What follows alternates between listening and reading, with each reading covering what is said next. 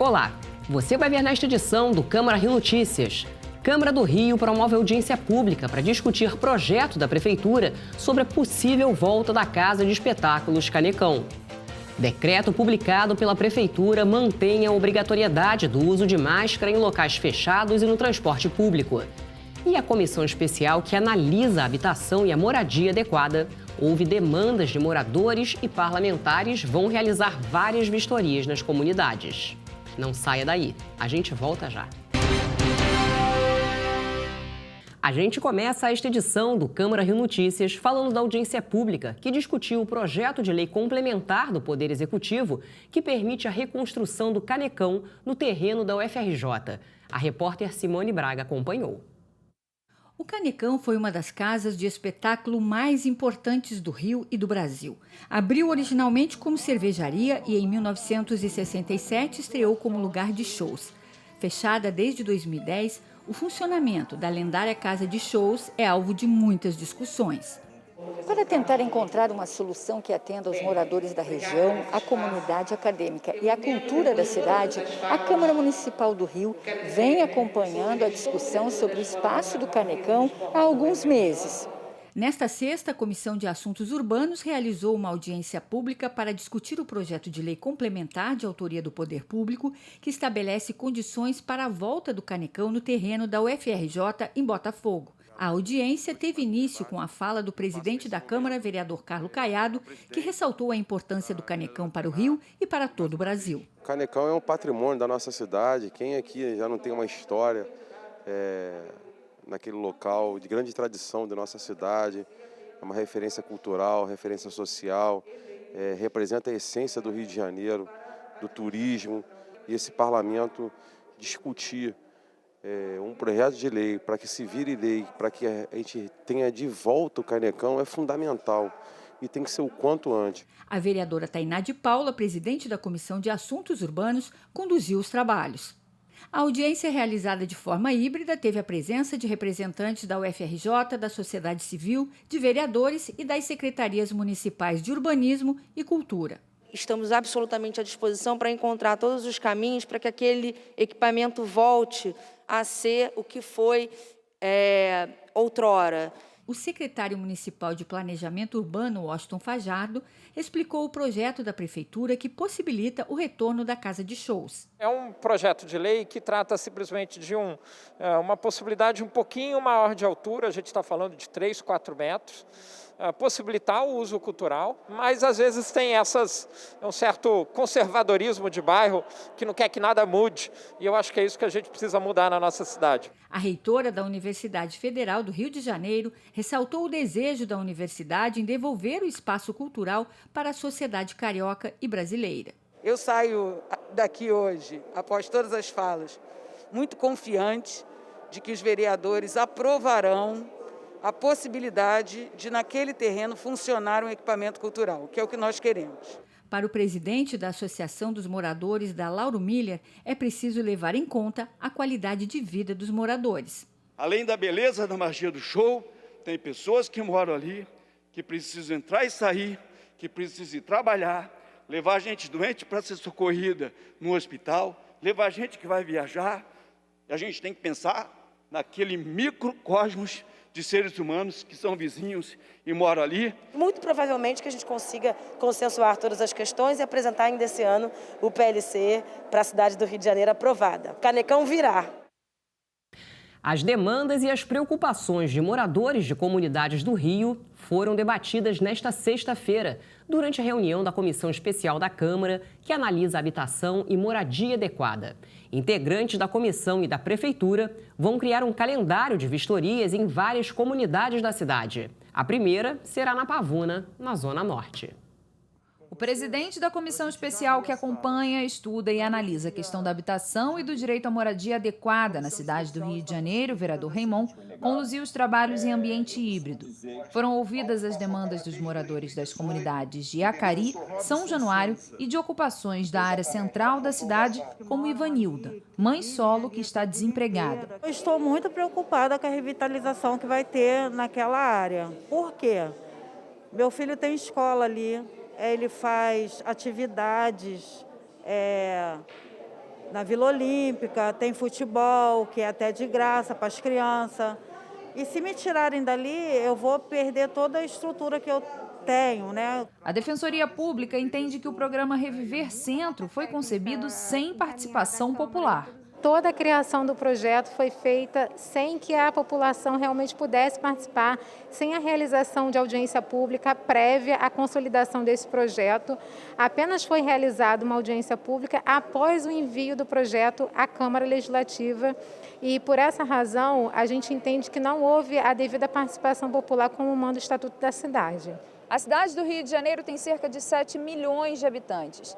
Desses, 450 mil famílias sem moradia, 20 mil pessoas em situação de rua, além de 700 favelas espalhadas pelo território. Consta na legislação municipal que os casos de realocação de moradores devam ser combinados. Alguns participantes, porém, relataram que, além de terem sido removidos de seus bairros de origem, foram transferidos para áreas de risco e vítimas da ação de milicianos. Realocação tem que estar num raio de 1 quilômetro. Então não dá para tirar alguém, por exemplo, que seja de uma favela do centro da cidade, porque está em perigo de desabamento, e colocar essa pessoa em Santa Cruz, em Paciência, em Campo Grande, em Cosmos. Por quê? Porque chega lá, é uma outra história, uma outra relação. E para além disso, nós tivemos os programas de construção de Minha Casa Minha Vida nessas regiões mais distantes, e muita gente acabou perdendo as suas moradias porque entrou naquele esquema de insegurança da cidade, das facções criminosas. Uma visita presencial da comissão, juntamente com a Secretaria Municipal de Habitação e a Subprefeitura da área, será marcada para o próximo mês para tratar da questão da habitação no Parque Colúmbia, na Pavuna. Um calendário será montado em conjunto para vistorias in loco nas demais comunidades também. Há ainda a intenção de promover, em 2022, um seminário nacional sobre moradia adequada para a troca de experiências exitosas. Recentemente agora nós estivemos na ocupação da Equador, que aconteceu agora uma reintegração de posse, e garantimos que todos eles já saíssem já com o primeiro cheque do aluguel social, garantimos através de decisão judicial feita pela Defensoria Pública que o caso deles não seja interrompido, a não ser que a moradia já esteja garantida. Então esse calendário de visitas é para isso. Nós acreditamos que quando a gente conversa com as pessoas, elas já têm soluções para os problemas que às vezes para nós são muito grandes.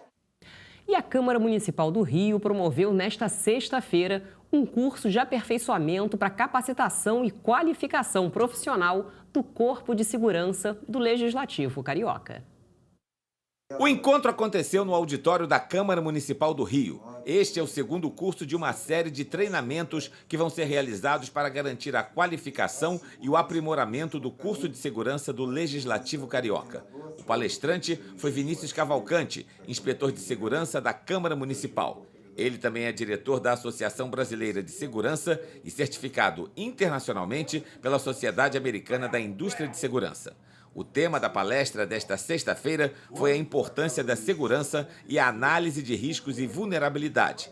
O objetivo principal do curso foi entender a importância da segurança institucional. A gente precisa melhorar o padrão do corpo de segurança, isso tem que ser contínuo, porque as atividades dos elementos adversos, dos grupos criminosos, daqueles grupos que nos são antagônicos e que podem ocasionar, no âmbito da casa, ações adversas de impacto até inimaginável, tá? Eles obrigatoriamente vão ser enfrentados pela segurança. Então, você manter e melhorar continuamente o padrão da segurança deve ser um objetivo que a gente deve perseguir a qualquer custo.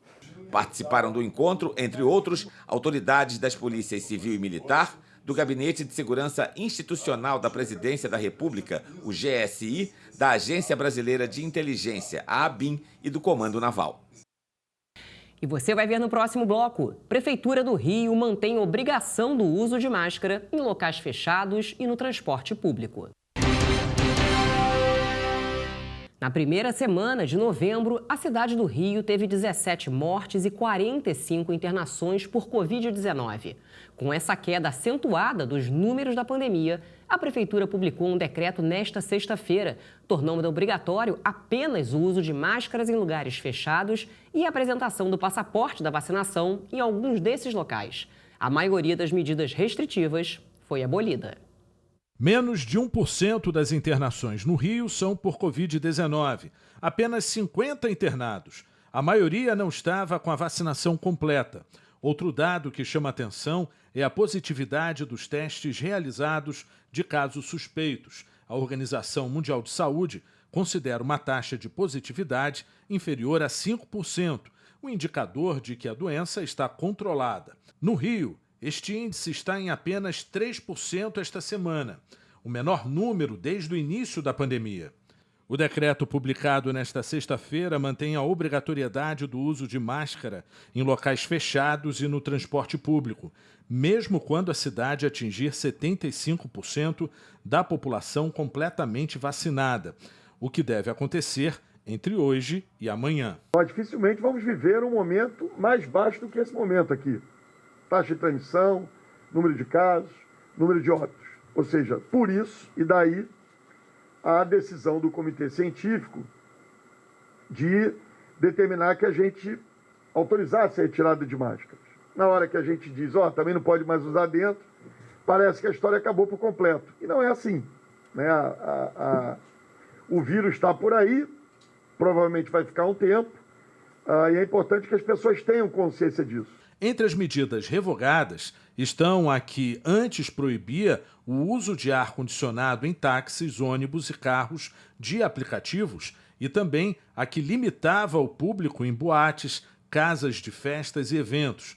O prefeito fez ainda um apelo ao governo federal para que a aplicação da dose de reforço chegue até as pessoas com idade acima de 30 anos e não fique restrita aos idosos. O boletim epidemiológico apresentou pela terceira semana seguida um mapa de risco da cidade para a transmissão da Covid-19 por inteiro na classificação verde.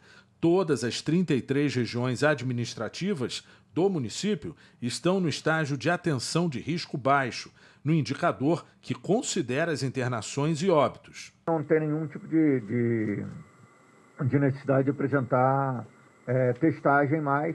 A necessidade agora é apresentar o passaporte vacinal, considerando que a gente já tem uma cobertura de 93% dos adultos vacinados. 93% dos adultos vacinados com o passaporte vacinal já elimina aí a necessidade de testagem, seria uma quantidade muito pequena de pessoas que precisariam se testar.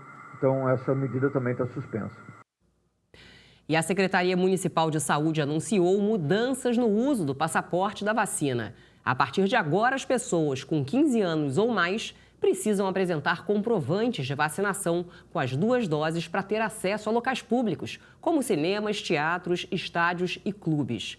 Os moradores com idade a partir de 61 anos, além das 2 doses, devem comprovar a dose de reforço. Já os menores de 15 anos não precisam apresentar comprovante de vacinação. E o empresário italiano Mário Vanzillotta foi homenageado nesta sexta-feira pela Câmara do Rio com o título de cidadão honorário do município. Os italianos e seus descendentes já são cerca de 30 milhões em todo o país, segundo dados do IBGE. Nascido na cidade de Palmas, no sul da Itália, o empresário Mário Vanzillotta escolheu o Brasil para viver. Amante de esportes, praticante de tênis, é morador do bairro da Tijuca, onde fez muitos amigos e adotou o Tijuca Tênis Clube como sua segunda casa. O cara que não para, 6 horas da manhã já está acordado, trabalho, depois faz o esporte dele todos os dias, com 81 anos, joga tênis todos os dias. Isso é um exemplo para todos a serem seguidos. Prestes a completar seus 81 anos, o italiano Mário Vanzillotta foi homenageado pela Casa Legislativa com o título de cidadão honorário do município do Rio de Janeiro. Isso é uma coisa que eu nunca imaginava que isso ia acontecer, mas eu já vou fazer 81 anos este mês agora, e eu fiquei muito feliz mesmo com esse presente que eu estou recebendo. No início de sua trajetória de vida, o homenageado foi vendedor de jornais. A Câmara através do vereador Márcio Ribeiro, ao fazer esse reconhecimento, ele reconhece na realidade, de forma eloquente e solene, a história de uma vida, né? Uma vida que todos que estão presentes aqui conhecem. A iniciativa da homenagem foi do vereador Márcio Ribeiro. Para mim está sendo um orgulho enorme poder homenagear o Mário Vanzillotta hoje, né? Uma pessoa que chegou da Itália, criança ainda, construiu toda a sua vida profissional e pessoal aqui na cidade do Rio de Janeiro, na Tijuca, né? Já é carioca de tijucano de coração e hoje a gente oficializou isso nessa linda homenagem que foi feita aqui na Câmara Municipal. A Câmara de Vereadores entregou nesta sexta-feira o título de cidadão honorário do município do Rio ao cônsul-geral da Itália. A iniciativa é da vereadora Rosa Fernandes. Lembranças da Itália na Câmara Municipal do Rio. As fotografias de praças vazias no país durante a pandemia do novo coronavírus foi uma forma do consulado italiano no Rio agradecer a homenagem que a Câmara presta ao cônsul italiano. Nesta sexta-feira, ele recebeu o título de cidadão honorário do município do Rio, oferecido pela vereadora Rosa Fernandes. O cônsul da Itália tem sido uma pessoa importante para a cidade do Rio de Janeiro, com uma participação efetiva em todos os movimentos, além de ser uma pessoa que tem uma tradição e uma trajetória brilhante no país.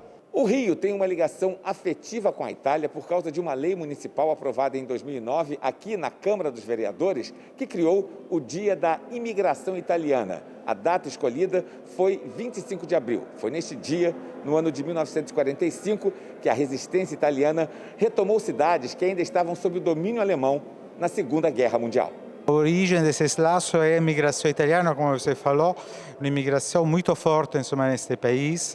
Nós estimamos que 30 milhões de brasileiros têm descendência italiana, é a maior colônia da Itália. Eu tenho muito a ver com essa história.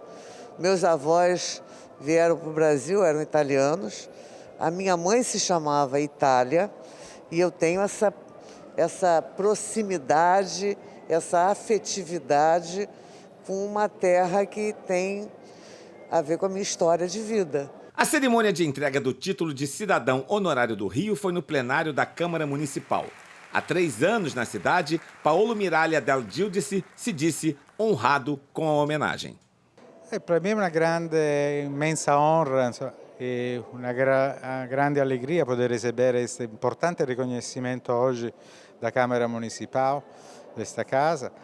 Depois de 3 anos que cheguei aqui no Rio, acho que esse é também um reconhecimento importante do trabalho que o consulado pôde realizar nesses 3 anos, graças também a parcerias muito proveitosas que o consulado estabeleceu com muitas autoridades locais, com a prefeitura, com o governo do estado, o poder judiciário, tantas parcerias.